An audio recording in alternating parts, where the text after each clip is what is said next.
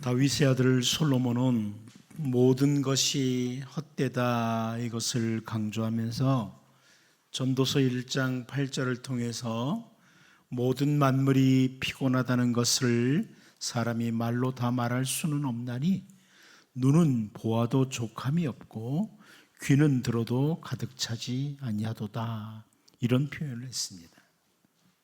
늘 결핍 속에 있는 인간의 모습을 언급하면서 그 가운데 눈과 귀를 가지고 결코 인간은 만족하지 못한다, 이런 인간의 모습을 설명합니다. 여러분 가운데 그동안 살아오면서 세상에 아름답다는 꽃들을 참 많이 본 분들이 있습니다. 그런데 아무리 아름다운 꽃을 많이 보았어도 이 인간의 눈은 만족하지 못합니다. 또 보고 싶습니다. 여행을 즐기는 사람들이 세계 곳곳을 다 다닙니다. 하지만 절대로 만족하지 못합니다. 그런데 눈과 귀만이 아니라 인간은 세상에 존재하는 그 어떤 것으로도 만족할 수 없는 존재입니다. 전도서 5장 10절 11절 말씀을 보면 은을 사랑하는 자는 은으로 만족하지 못하고 풍요를 사랑하는 자는 소득으로 만족하지 아니하나니 이것도 헛되도다. 재산이 많아지면 먹는 자들도 많아지나니 그 소유주들은 눈으로 보는 것 외에 무엇이 유익하랴, 이렇게 설명을 해 줍니다. 아무리 많은 재물을 소유한다고 해도 인간은 절대로 만족하지 않습니다. 그리고 이어서 참 어리석은 인생을 설명하면서 전도서 5장 13절에서 15절을 보면 내가 해 아래서 큰 패단되는 일이 있는 것을 보았나니 곧 소유주가 재물을 자기가 해가 되도록 소유하는 것이라. 그 재물이 재난을 당할 때 없어지나니 비록 아들을 낳았으나 그 손에 아무것도 없느니라. 그가 모태에서 벌거벗고 나왔은즉 그가 나온 대로 돌아가고 수고하여 얻은 것을 아무것도 자기 손에 가지고 가지 못하리니, 아주 분명하게 말씀해 줍니다. 자, 이렇게 세상에서 결코 만족할 수 없는 인간들에게 참된 만족을 주시는 예수님이시다, 이것을 우리가 오늘 본문에서 확인할 수 있습니다. 오늘 본문을 함께 살피면서 정말 예수님으로 인해서 참된 만족, 풍성한 만족을 누리며 살아가는 이런 복 있는 주님의 백성으로 살 수 있기를 바랍니다. 첫 번째 우리가 오늘 본문에서 볼 것은 예수님이 주시는 소망입니다. 예수님이 주시는 소망이라. 우리 본문 34절을 다시 한번 같이 읽어보도록 하겠습니다. 봅니다. 시작. 그들이 이르되 주여 이 떡을 항상 우리에게 주소서. 예수님께서, 아버지 하나님께서 참떡을 주시는데 그 하나님의 떡은 세상에 생명을 주는 떡이다, 이렇게 말씀을 하시니까 이 사람들이 주여 이 떡을 항상 우리에게 주소서, 이렇게 표현을 합니다. 이와 비슷한 표현을 우리가 앞부분에서 한번 보았습니다. 사마리아 우물가에서 만난 그 여자에게 이 물을 마시는 자마다 다시 목마르려니와 내가 주는 물을 마시는 자는 영원히 목마르지 아니하리니 내가 주는 물은 그 속에서 영생하도록 솟아나는 샘물이 되리라, 이렇게 예수님께서 말씀을 하시니까 요한복음 4장 15절을 말씀을 보면 여자가 이르되 주여 그런 물을 내게 주사 목마르지도 않고 또 여기 물기르러 오지도 않게 하옵소서. 자, 이렇게 요청을 했습니다. 오늘 본문에서 그럽니다. 그런 떡을 우리에게 주소서. 아주 비슷한 표현이죠. 사마리아 우물가의 여자나 오늘 본문의 사람들은 예수님의 말씀을 들으면서 일단 완전한 소망은 아니지만 뭔가 소망을 가지게 된 거예요. 그런데 이 요한복음 4장에 나오는 사마리아 여자는 결국 그 완전하지 않았던 소망에서 확실한 소망으로 예수님을 만나게 됩니다. 그런데 오늘 본문에 나오는 사람들은 일단 예수님의 말씀을 듣고 완전하지 않지만 소망을 가지기 시작했는데 확실한 소망을 붙잡는 단계까지 못하고 이 사람들은 예수님을 떠나게 됩니다. 그 어떤 것으로도 만족을 누리지 못하는 인간에게 예수님만이 참된 소망이시고 예수님이 주시는 말씀이 확실한 소망인데 인생에 찾아온 너무나 소중한 기회를 이 사람들이 놓쳐버리는 어리석은 사람들이 되고 마는 겁니다. 바울 사도는 골로새서 1장 27절을 통해서 하나님이 그들로 하여금 이 비밀의 영광이 이방인 가운데 얼마나 풍성한지를 알게 하려 하십니다. 이 비밀은 너희 안에 계신 그리스도시니 곧 영광의 소망이니라. 여러분, 그리스도가 참된 소망, 영광의 소망이라고 분명하게 선포합니다. 예수 그리스도가, 그리고 예수 그리스도의 말씀이 참된 소망이라는 거예요. 예수님의 말씀을 듣고 완전하지는 않지만 뭔가 소망을 가지기 시작했어요. 그런데 거기서 확실한 소망으로 가지를 못하고 놓쳐버리는 참 어리석은 사람들을 우리가 본문에서 보면서 이제 우리에게 진정한 만족, 참된 만족을 주시는 예수님을 단단히 붙잡고 더욱 예수님께로 가까이 감으로 참된 만족을 누리며 이 땅에서 복되게 살아가는 우리 모두가 될 수 있기를 바랍니다. 두 번째는 언제나 떡이 필요한 인간이라는 겁니다.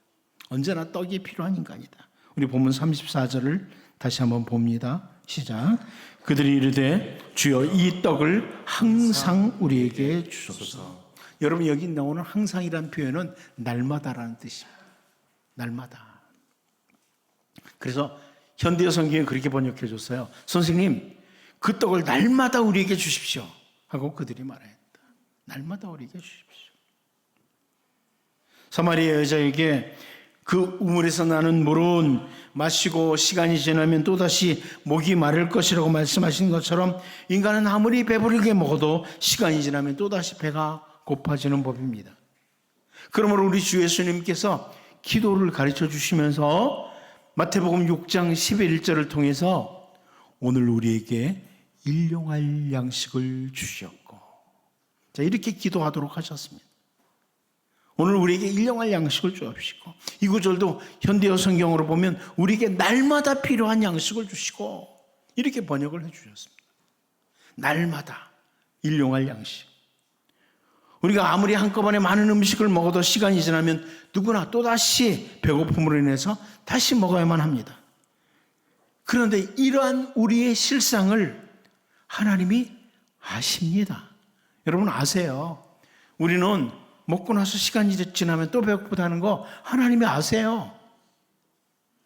예수님께서 마태복음 6장 32절을 통해서 이는 다 이방인들이 구하는 것이라 너희 하늘 아버지께서 이 모든 것이 너희에게 있어야 할 줄을 아시느니라.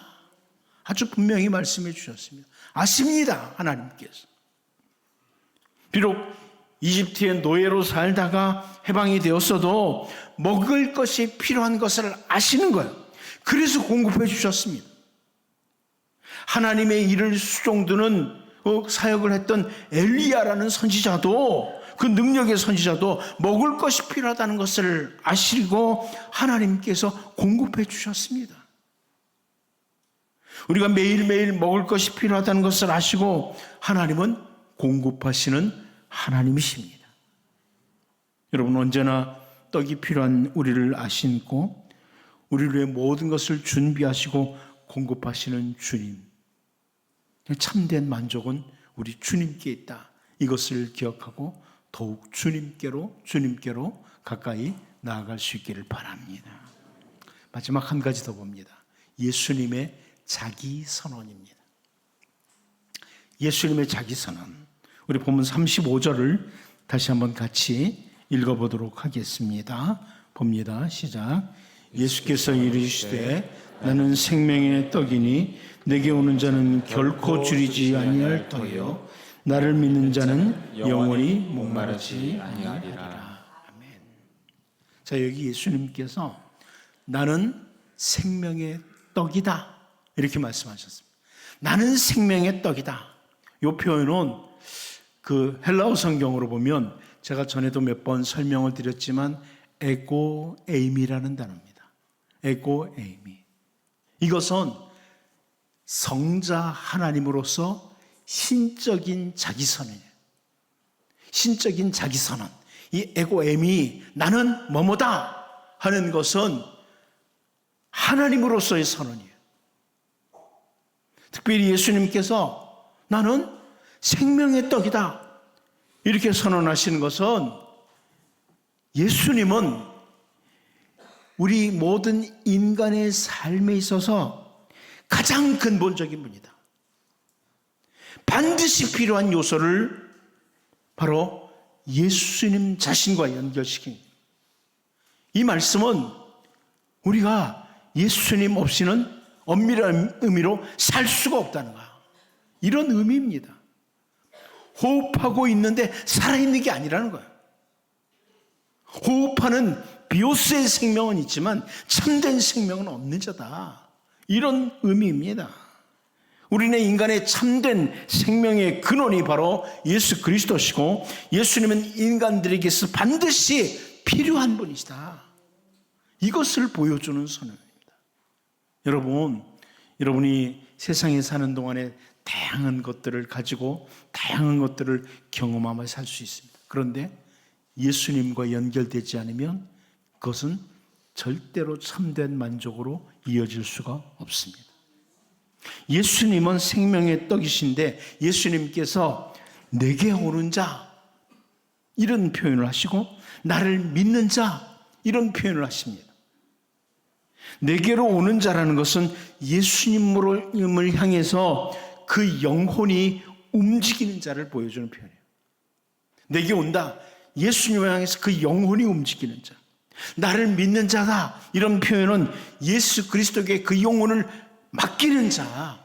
이것을 보여주는 그런 표현이에요. 예수님께서 두 가지 표현을 사용하세요. 내게 오는 자, 나를 믿는 자. 이게 두 가지 표현을 사용하는데 우리의 영혼이 예수님을 향할 때 그리고 우리의 모든 삶을 주님께 맡길 때 그런 사람이 참된 만족을 누리게 된다. 이것을 보여주는 겁니다. 예수님께로 가까이 다가가서 예수님을 절대적으로 신뢰하면서 예수님에게 그 인생을 맡기는 삶, 그 사람이 참된 만족을 누리며 살게 될 것이다.